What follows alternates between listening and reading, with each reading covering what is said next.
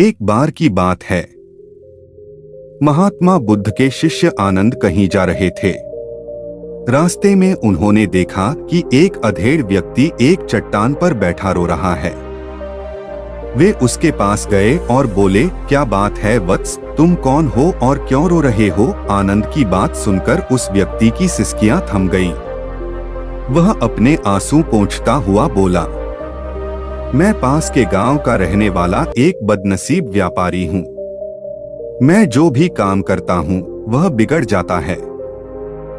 व्यापार के चक्कर में मैंने अपनी पत्नी के गहने गंवा दिए, मैंने अपने परिवार को भी खो दिया, यहाँ तक कि मेरा घर भी गिरवी पड़ा है। मुझे तो लगता है कि मैं किसी काम का नहीं हूँ, मेरी किस्मत ही खराब है। उसकी बात सुनकर आनंद बोले, तुमसे किसने कहा वत्स कि तुम्हारी किस्मत खराब है? जरा मैं भी तो जानूं कि तुम्हारी किस्मत में क्या खराबी है। वह व्यक्ति बोला, पहले मैं खेती करता था, पर हर साल उसमें घाटा होता था। कभी सूखा पड़ जाता तो कभी ज्यादा बारिश के कारण फसल बर्बाद हो जाती। इससे परेशान होकर मैंने व्यापार करने का निश्चय किया। मैंने पत्नी के गहने बेचकर अपना व्यापार शुरू किया, लेकिन मेरा व्यापार नहीं चला। शुरू में परिवार वालों ने मेरा साथ दिया, लेकिन जैसे जैसे मुझे नुकसान होने लगा, मेरे परिवार वाले भी मुझसे दूर हो गए। मैं यह सब उनके लिए ही कर रहा था, लेकिन अब वे लोग मुझे देखकर नजरें फेर लेते हैं और मुझे ही मेरे परिवार की दुर्दशा का जिम्मेदार ठहराते हैं। उस व्यक्ति ने एक लंबी सी सांस ली और फिर बोला, मेरा एक मित्र है, उसने भी मेरे साथ अपना व्यापार शुरू किया था। उसका व्यापार अच्छा चल रहा है। वह जब भी मेरे घर आता है तो अपनी सफलता की कहानियां सुनाता है। उसकी बातें सुनकर मेरे घर वाले भी कहते हैं कि उसे देख और कुछ सीख। हमें तो लगता है कि तेरे वश का कुछ भी नहीं है। उन लोगों की बातें सुन सुनकर अब तो मुझे भी लगने लगा है कि शायद मेरे वश का कुछ भी नहीं है। अब तो मुझे अपना जीवन ही व्यर्थ लगने लगा है। मेरे मन में ख्याल आता है कि अपना जीवन समाप्त कर लूं। मैं यहाँ आया भी इसी इरादे से था, लेकिन हिम्मत नहीं कर पाया, इसीलिए यहाँ एकांत में बैठा विलाप कर रहा था। आनंद बोले, ओह तो ये बात है। वैसे क्या तुम इसके अलावा कुछ और भी कहना चाहते हो? उनकी बात सुनकर वह व्यक्ति बोला, एक ओर मेरा हर काम खराब हो जाता है, दूसरी ओर मेरा मित्र है जो हर समय मुझे नीचा दिखाने का प्रयत्न करता रहता है। मुझे समझ में ही नहीं आता है कि मैं क्या करूं। आनंद बोले, क्या तुम अपने मित्र की बातें सुनकर दुखी हो जाते हो? हाँ, मैं उसकी बातें सुनकर स्वयं दुखी हो जाता हूँ, उस व्यक्ति ने जवाब दिया। आनंद ने पूछा, तुम्हें किस बात का दुख होता है? अपने असफल होने का या फिर मित्र के सफल होने का? उनका सवाल सुनकर वह व्यक्ति एक पल के लिए सोच में पड़ गया। फिर वह बोला, अगर सच कहूँ तो मुझे अपने असफल होने का उतना दुख नहीं होता है जितना कि मित्र के सफल होने का होता है। अर्थात यदि तुम्हारा मित्र असफल हो जाए तो तुम्हें खुशी होगी? आनंद ने प्रश्न किया। वह व्यक्ति बोला, हाँ, मुझे बहुत खुशी होगी। इसका मतलब है कि तुम्हारी खुशी तुम्हारे मित्र पर निर्भर है। आनंद बोले, अगर वह चाहे तो तुम्हें खुश कर सकता है और अगर वह चाहे तो तुम्हें दुखी कर सकता है। तुम स्वयं से न तो खुश हो सकते हो और न ही दुखी हो सकते हो, अर्थात तुम अपने मित्र के गुलाम हो गए हो, इसलिए तुम्हारा कुछ नहीं हो सकता। ऐसा न कहें महत्मन, उस व्यक्ति ने हाथ जोड़ दिए। आपकी बातें सुनकर मुझे कुछ आशा बंध रही है। आनंद बोले, जब हम किसी से आशा बांध लेते हैं तो उस पर निर्भर हो जाते हैं। ऐसे में हमारी खुशी और दुख भी उस पर निर्भर करने लगता है। इससे बेहतर है कि तुम अपने आप से आशा बांधो। जब तुम ऐसा करोगे, साथ ही पूरे जतन से काम करोगे, तो तुम्हें सफलता अवश्य प्राप्त होगी। कहते हुए आनंद ने एक पल के लिए उस व्यक्ति की ओर देखा, फिर अपनी बात आगे बढ़ाई। तुम्हें लगता है कि तुम्हारा मित्र तुम्हें दुखी करने आता है, पर अगर विचार करो तो वह बातें तो सच्ची ही कहता है। वह अपने संघर्ष और अनुभव की बातें बताता है।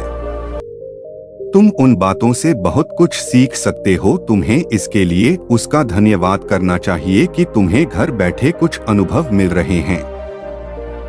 तुम उन अनुभवों का लाभ उठाओ, नई शुरुआत करो, कर्म करते जाओ, हार मत मानो, एक दिन तुम्हें सफलता अवश्य मिलेगी। आज तुम जिसे अपना बुरा वक्त या बुरी किस्मत कह रहे हो, एक दिन यह बदल जाएगी। इसी के साथ तुम्हारे विचार भी बदल जाएंगे। और देखना, जब तुम्हारा अच्छा वक्त शुरू होगा, तब तुम्हारा मित्र भी तुम्हें अपनी सफलताओं की कहानियां नहीं सुनाएगा, तब वह अपनी असफलताओं की बातें बताएगा, ताकि तुम उसकी बातें सुनकर भ्रमित हो जाओ। तुम्हारा आत्मविश्वास हिल जाए और तुम गलत निर्णय ले सको। लेकिन उस समय भी तुम्हें अपनी बुद्धि का प्रयोग करना होगा। तुम्हारा मित्र जैसे आज तुम्हें दुखी करने आता है, उसी तरह उस समय भी वह तुम्हें दुखी करने आएगा। क्योंकि जिस तरह उसे दुखी देखकर तुम्हें मजा आता है, उसी तरह उसे भी तुम्हें दुखी देखने में उतना ही मजा आता है। वह व्यक्ति बोला, आपने सही कहा, लेकिन मेरा सबसे बड़ा दुख यह है कि मेरे परिवार के लोग भी इसमें शामिल हैं। वास्तव में मैं तो अपने परिवार के लिए अच्छा करना चाहता था, लेकिन वे लोग भी मेरी बात नहीं समझते हैं। वे भी मुझे गलत कहते हैं और अब तो वे मेरे साथ भी नहीं हैं। आनंद बोले, मैं सब समझ गया। तुम सांत्वना चाहते हो। वास्तव में इस दुनिया में सभी लोग सांत्वना ही चाहते हैं। हम चाहते हैं कि हम जब भी कुछ करें तो लोग हमारी प्रशंसा करें, लेकिन आमतौर से ऐसा नहीं होता है, इसलिए हम दुखी हो जाते हैं। हमें लगता है कि हमारे मित्र, परिवार वाले सब मतलबी हैं। लेकिन तुम अगर किसी को अपना परिवार मानते हो और उसके लिए कुछ करना भी चाहते हो, तो तुम्हें ऐसा क्यों लगता है कि तुम दूसरों के लिए कुछ कर रहे हो? वास्तव में तुम अपनी खुशी के लिए कर रहे हो, इसलिए परिवार के लिए कुछ करना वास्तव में अपने लिए ही करना होता है। लेकिन अगर ऐसा करते समय तुम्हें लगता है कि तुम दूसरों के लिए कर रहे हो, तो तुम दुखी रहोगे। और अगर तुम्हें लगता है कि तुम अपने लिए कर रहे हो, तो तुम खुश रहोगे। क्योंकि जब तुम अपने लिए कुछ अच्छा करते हो या करना चाहते हो, तब तुम्हें सांत्वना की जरूरत नहीं पड़ती है। आनंद की बातें सुनकर उस व्यक्ति के चेहरे के भाव बदल गए। वह बोला, आप सही कह रहे हैं, मैं समझ गया हूँ। अब तक मेरी किस्मत खराब इसलिए थी क्योंकि वह दूसरों के हाथ में थी। अब मैं अपनी किस्मत को अपने हाथ में रखूंगा। मैं फिर से प्रयत्न करूंगा, पूरे मन से काम करूंगा, और जब तक सफलता नहीं मिल जाती, चैन से नहीं बैठूंगा। उस व्यक्ति की बात सुनकर आनंद मुस्कुराए और उसे एक छोटी सी डिबिया देते हुए बोले, इस डिबिया को हमेशा अपने पास रखना। इसमें एक ऐसा राज है जो तुम्हें बड़े से बड़े दुख से भी बाहर निकाल लेगा। लेकिन इसे तभी खोलना जब तुम्हारे जीवन में कोई रास्ता न सुझाई दे और तुम्हें लगे कि सब व्यर्थ है। यह दुनिया व्यर्थ है और यहाँ रहना भी व्यर्थ है। उस व्यक्ति ने आनंद को धन्यवाद दिया और डिबिया को लेकर चला गया। उसने नए उत्साह के साथ फिर से अपना व्यापार आरंभ किया। उसका व्यापार चल निकला। अपनी मेहनत और लगन के बल पर वह एक बड़ा व्यापारी बन गया। परिवार वाले भी उसके साथ आ गए और उसका जीवन हंसी खुशी बीतने लगा। वर्टिकल बार अब वह भूतकाल का रोना छोड़ चुका था। वह भविष्यकाल की भी चिंता नहीं करता था, बस अपने वर्तमान को संवारने में लगा रहता था। और जो कुछ भी वह करता था, वह अपने लिए करता था, अपनों के लिए करता था। इसलिए वह प्रसन्न था। उसके जीवन में अब कोई दुख नहीं था वर्टिकल बार, लेकिन वक्त हमेशा एक जैसा नहीं रहता है, वह बदलता रहता है। उसके जीवन में भी बदलाव आया।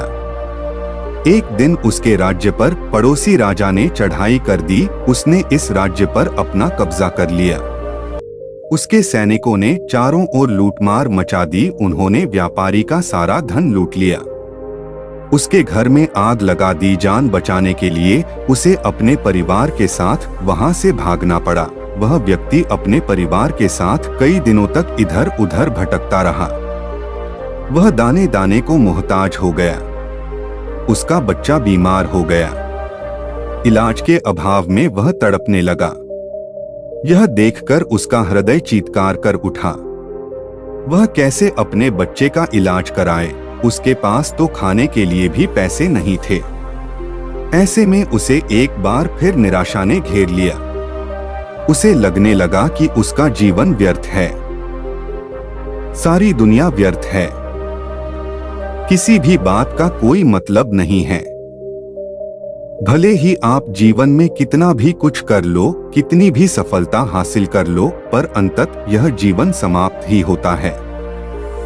तो फिर ऐसे में जीवित रहने का क्या फायदा? इससे तो अच्छा है कि वह अपना जीवन समाप्त कर ले वर्टिकल बार। लेकिन तभी उसके दिमाग में आनंद की दी हुई डिबिया कौंध उठी। उसने उत्सुकता के साथ उसे खोला। डिबिया के भीतर एक पर्ची रखी हुई थी। पर्ची पर कुछ लिखा हुआ था। उसे पढ़कर उसकी आंखों के आगे छाया निराशा का अंधेरा छंट गया और वह मुस्कुरा पड़ा। पर्ची पर लिखा हुआ था, यह समय भी बीत जाएगा। उसने डिबिया को अपनी मुट्ठी में भींच लिया और एक नई शुरुआत के लिए उठ खड़ा हुआ। दोस्तों, अगर आप भी ऐसी ही परिस्थिति से गुजर रहे हैं तो निराश न हो। अपने अतीत पर शोक मत करें, न ही भविष्य की चिंता करें। अपने वर्तमान को जिएं और उसे बेहतर बनाने के लिए सच्चे मन से प्रयत्न करें। यकीन जानें, जल्दी ही आपकी किस्मत भी बदलने वाली है।